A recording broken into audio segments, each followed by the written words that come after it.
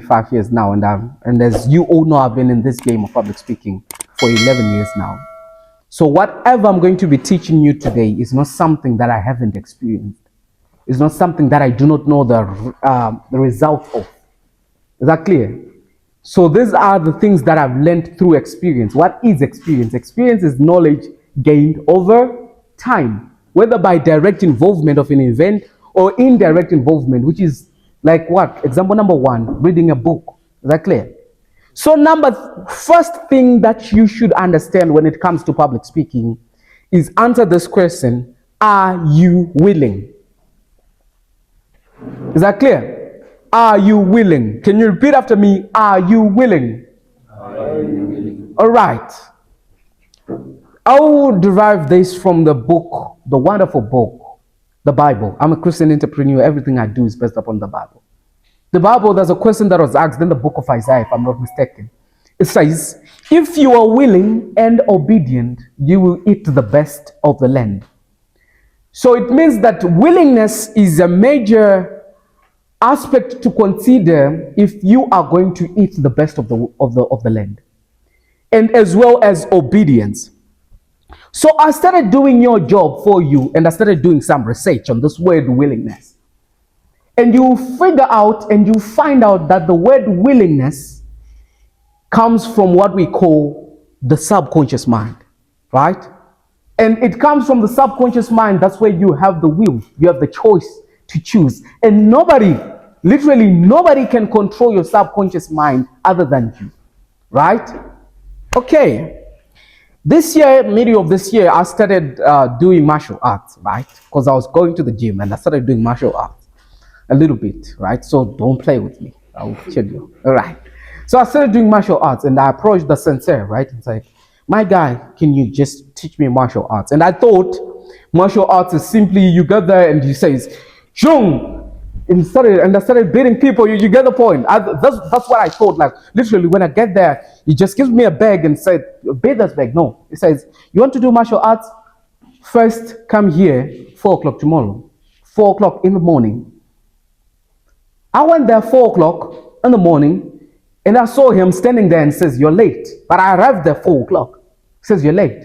And I said, "When am I going to be early?" Is that he said, "The time that you're going to come here." And you're going to be the first person to come here, right?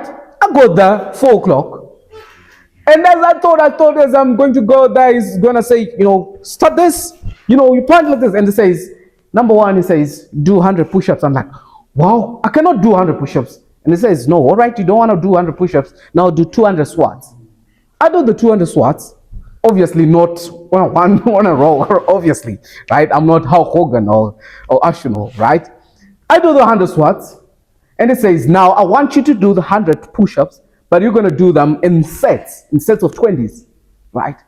It was very hard. I don't want to lie, guys. That's the first day. And it says, after I did that, it says, go back home. I went back home. The same day, we did that for a week. He never taught me anything about literally fighting in that week. The first week. What was going on there? He was testing my willingness. The fact that you say that I'm willing to learn about public speaking doesn't mean that you're willing to learn about public speaking. What tests your willingness is the work that you're willing to put in place, the things that you're going to do the actual thing. You are never going to use the swords when you're fighting with someone. You're never going to use the press-ups when you're fighting with someone. But the fact that you're willing to endure that pain will give you the results. Will give the sensei the result that this guy is 100% willing to come here. Punctuality has nothing to do with fighting, but it's testing your willingness. So before you say, I want to be a public speaker, ask yourself, am I willing to put in the work? Am I willing to say, I am going to practice? Am I willing to be given a topic today and brace myself? I was talking with Nyasha on the call, and she says, you gave us the idea to come with speeches on our last minute. I said I did that intentionally. There's one thing that I was testing there, willingness. So there are people who managed to do the speeches. There are people who didn't manage to do the speeches. We tested willingness, right? Are you willing to do the work? That's number 1. So whatever you want to venture, this applies to whatsoever you do, poetry, public speaking, business, whatsoever. Are you willing? If you're not willing, then stop doing that. Because willingness is everything. Willingness is the drive force. Motivation is external, but willingness is internal. Is that clear? Hey, that's a powerful. You should have clapped hands for me. I need to have that shot on YouTube, and you like that, right? All right, let me try to. Motivation. I'm joking, guys. I need to see you smiling. All right, I need to see you smiling. Is that clear? Yeah. Motivation is what? External, but willingness is internal. It's out of willingness that you get discipline. We say this in the gym that we go to. The first and the biggest gym is your bed. Leaving your bed, waking up and going to the gym, that is the biggest gym. Forget about the weights that you're gonna pull, the weights that you're gonna push and whatsoever, the bench presses and whatsoever in the gym. Forget about all of that. Are you able to actually say, this is 5 o'clock, I'm gonna get out of my bed, I'm gonna put on my shoes, and I'm gonna go on the highway and I'm going to run my 5K? Are you willing to do that? Because in the world of achievement, willingness is everything. Willingness is the foundation of everything. You remember at Exposure Summit 1, I told you this thing and I told you to write it down. Everything of lasting value is built upon what? Thank you so much. This guy was listening. Everything of lasting value is built upon sacrifice. That's question number 2 you have to answer. What are you willing to sacrifice? You want to be a public speaker. The things that I'm going to tell you today, the things that you not get anyway. So the people who are going to coach you public speaking anyway. But this is what do we call it? This is the software update that will make the hardware work. You get the point? You go to this public speaking seminars, they get to they'll say gestures, timekeeping. We have confidence. Introduction, you say, greetings, ladies and gentlemen. Conclusion, you say, and I thank you. These are the things that I'm going to tell you. But here we're going to tell you how you can make sure that your mindset, no matter you fall down, no matter people don't clap hands for you, no matter you don't get a standing ovation, you keep on going because we have figured out and we have designed the software. In a phone, on a computer, the hardware will never work if the software doesn't work. So we are here to configure the software. Is that clear? So number 1, what are you willing? Number 2, sacrifice. Is that clear? Yes. Now that we've figured out these 2 things, let's go to the genesis of public speaking. I'm a student of anthropology. By the way, it simply means I study the genesis of things. So let's get to where this idea of public speaking started. And I teach this to everybody who I teach public speaking. And when I'm going to be teaching you, you're going to have the same question that I had when I was being trained by my sensei, that what does this have to do with the actual thing that I'm here for? When I'm going to teach you the next thing that I'm going to be teaching you about, you're going to ask, Hiram, why is Hiram talking to us about these things? What do they have to do with public speaking?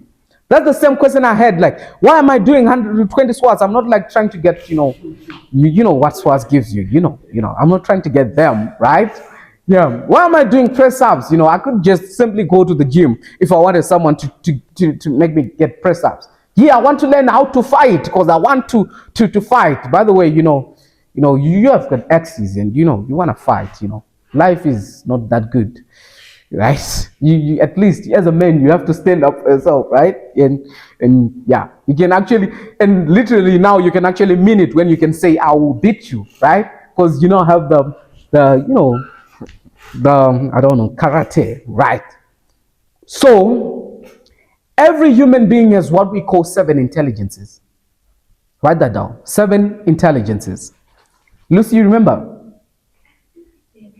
Yeah. Okay, you listen to what I'm saying right now. 9 intelligences. We're on camera. Right? Camera. 7 intelligences. Intelligence number 1, spatial intelligence. Intelligence number 2, bodily kinesthetic intelligence. Feel free to ask for spellings, but I think that the reason we are here, it's easy for you. Bodily kinesthetic intelligence. Can we move on to intelligence number 3? Can we move on? Yes. All right. Intelligence number 3, intrapersonal intelligence. So intra, it's I-N-T-R-A, intrapersonal intelligence. Then intelligence number 4, interpersonal intelligence. Then intelligence number 5, musical intelligence.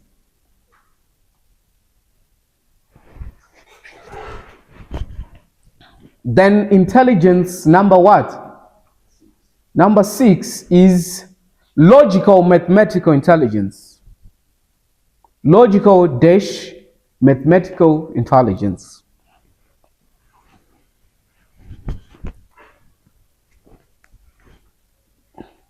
And intelligence number, the last one, the thing that we want to dwell most on, linguistic intelligence. Yeah, it's very hot. It's very hot. Yes. Right? Linguistic intelligence.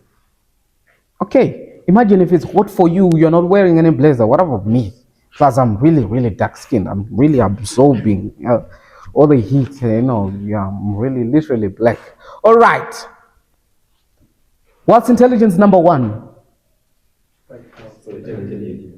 What? Exactly. Spatial intelligence has to do with your eye, right?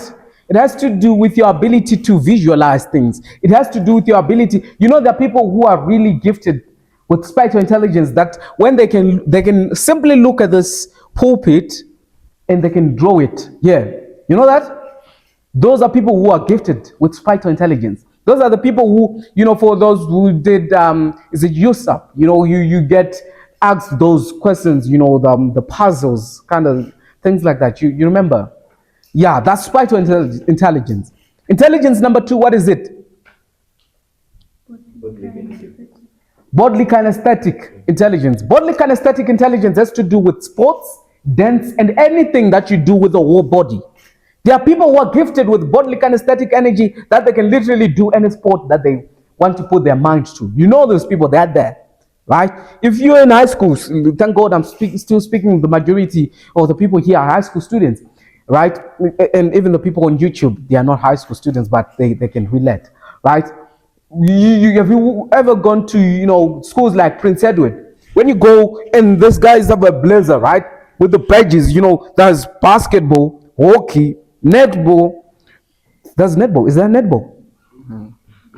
Is that netball? Prince Edward, boarding. Is that boys' eye, netball? All right.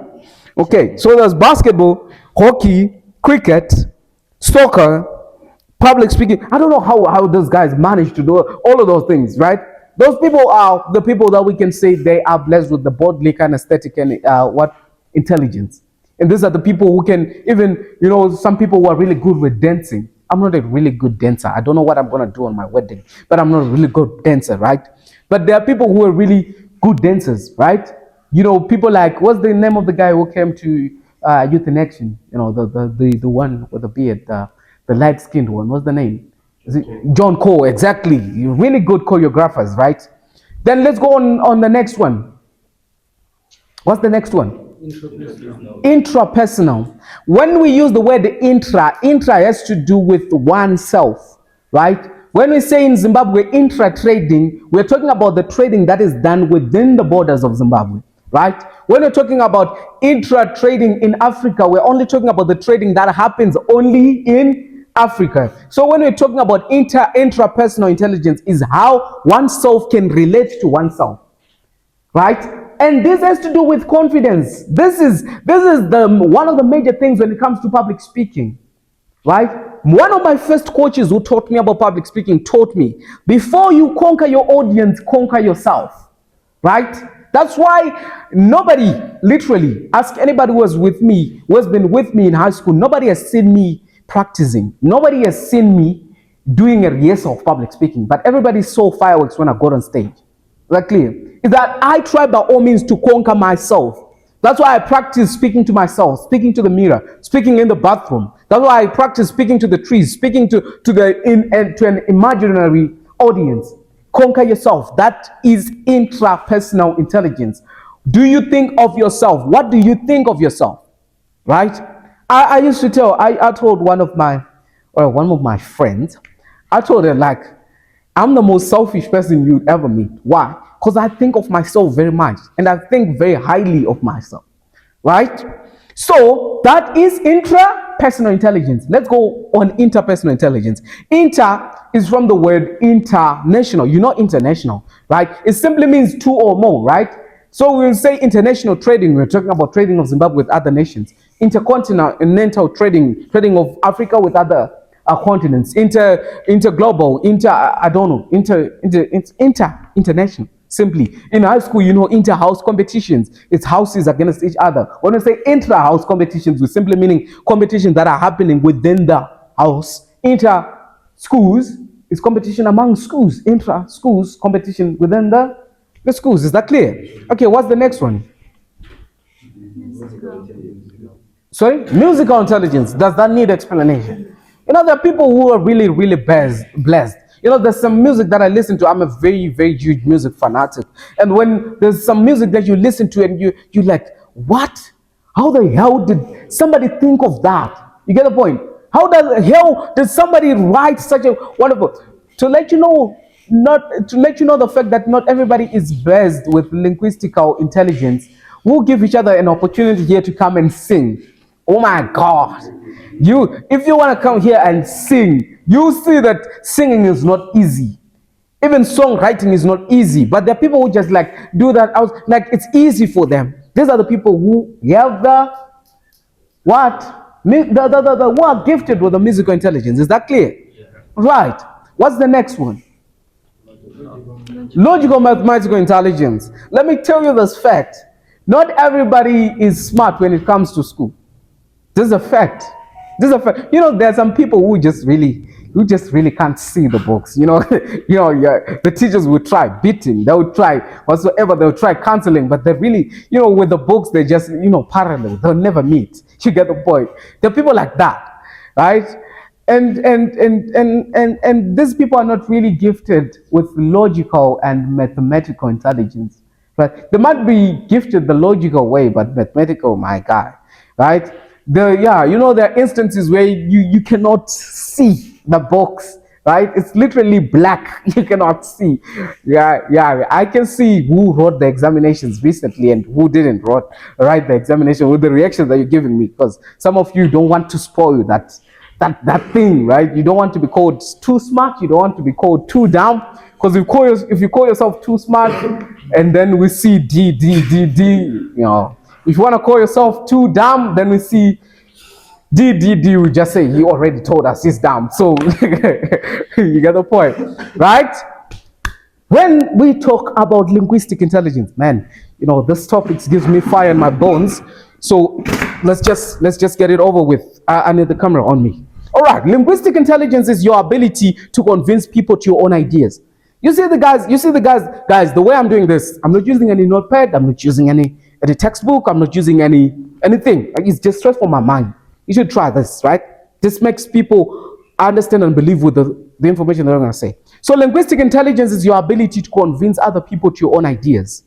Your ability to get into a room and, you know, in my business, every board meeting that I go to, and I'm not really a punctual guy. Everybody knows that. I'm not really. You know, I love to make an entrance. I'm not a lady, but you know, just being late and everybody's waiting for you, it makes you feel good, isn't it? Right? So plus, it's just a habit that started all the way from high school. Even the driver knew me that if Hiram is on time, the competition that we're going to go to is going to be 8:10, right? Literally going to be roasted. But if I'm late, they know that there's a certain ritual that I've been doing. So, you know, they're confident with me.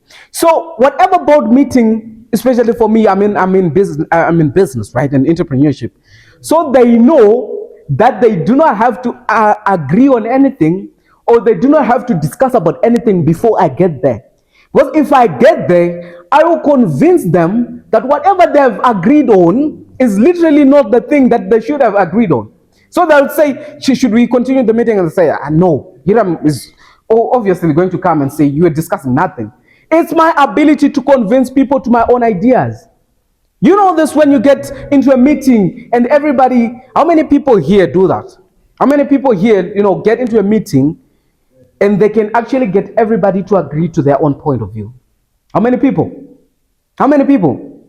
Right. Okay, 1, 2. So if you had paid me good money, right, and literally we were doing one-on-one sessions, I will give you one of my personalized tests. This personalized test is simple. You just yes or no, yes or no, yes or no.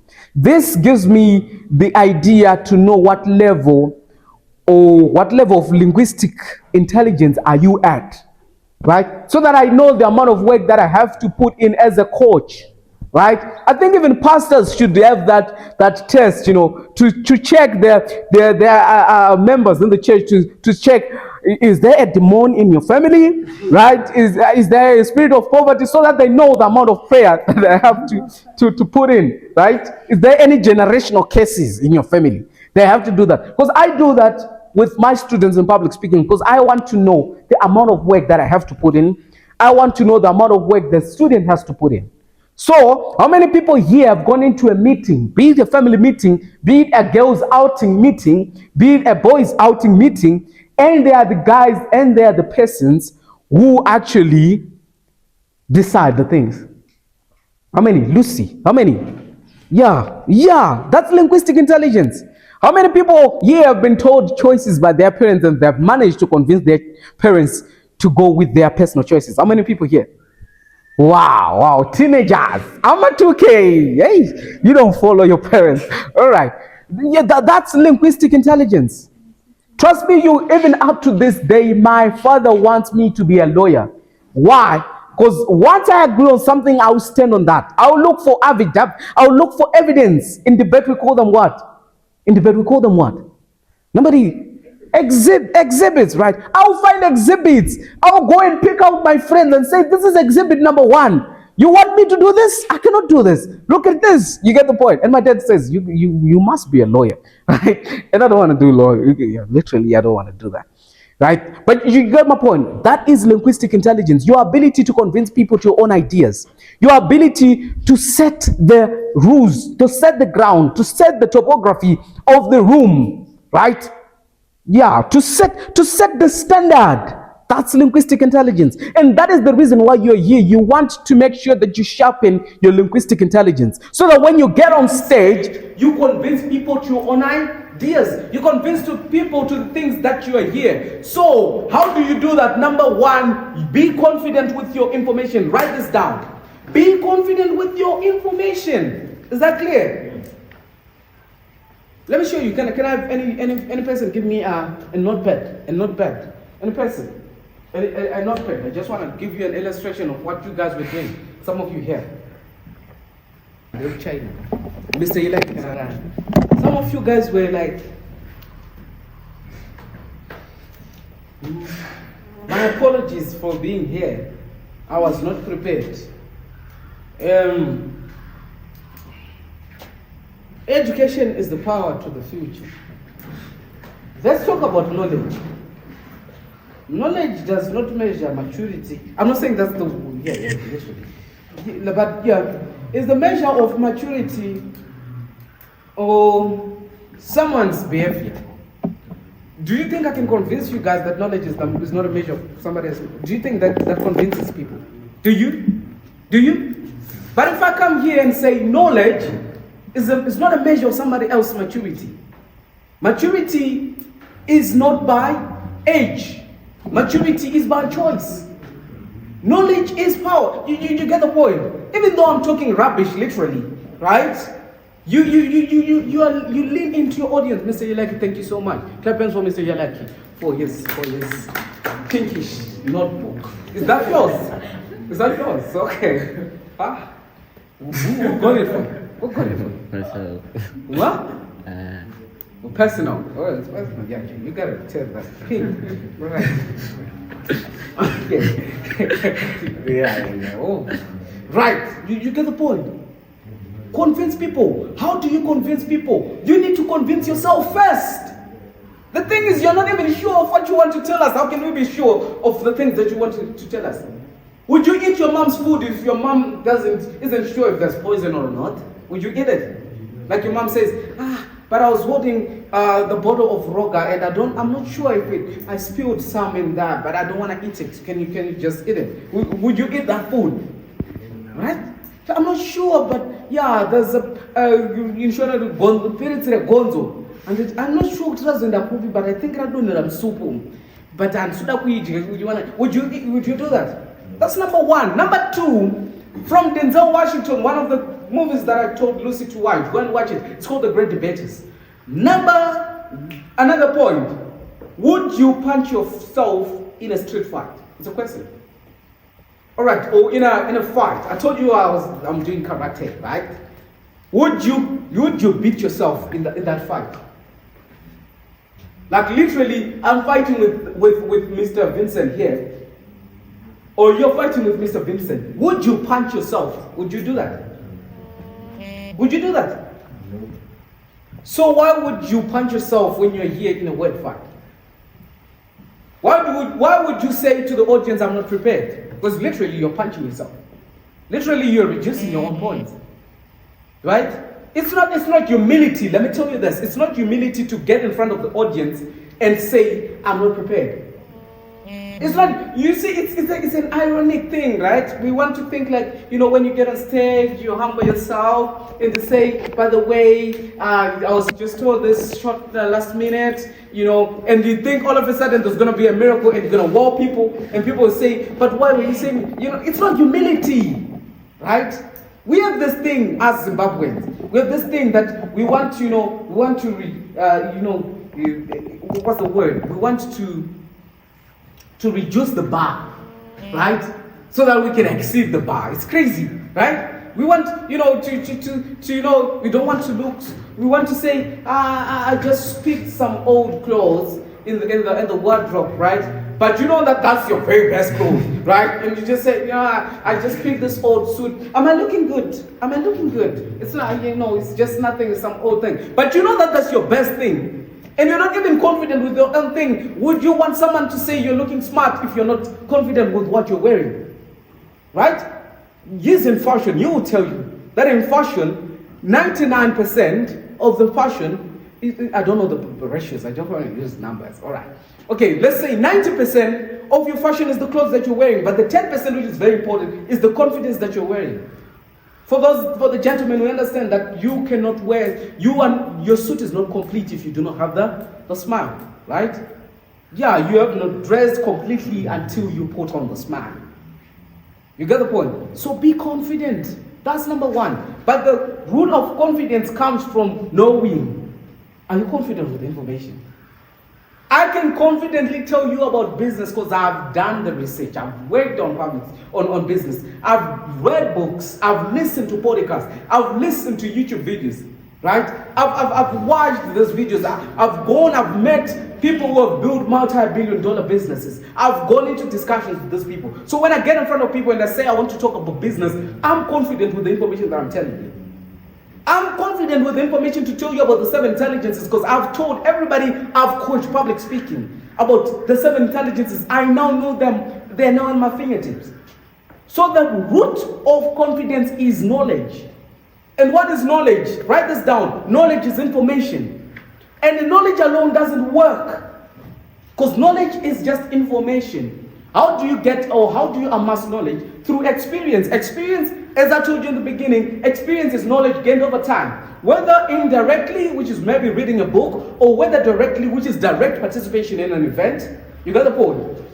Is that clear, gentlemen, ladies? Yes. Is that clear? Yes. Right? So knowledge is powerful. But knowledge alone is useless. You need what? You need what? You need what? Knowledge alone is useless. You need what?